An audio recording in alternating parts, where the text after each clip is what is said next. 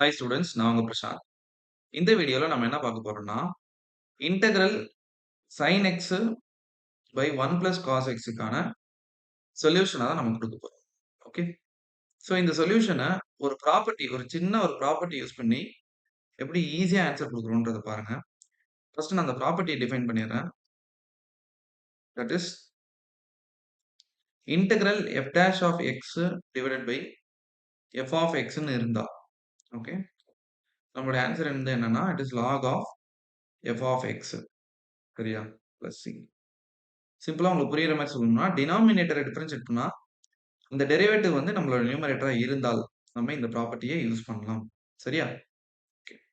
அப்போ நம்மளுடைய கொஸ்டின் பாருங்க. It is I is equals to integral sin x by 1 plus cos x dx.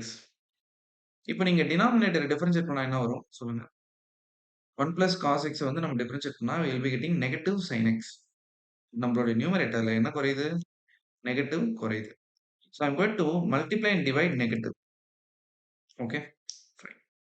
So அப்போ இந்த டேர்ம note பண்ணுங்க. When we differentiate the denominator, we will be getting our numerator. அப்ப answer என்ன? It is log of the denominator 1 plus cos x plus c.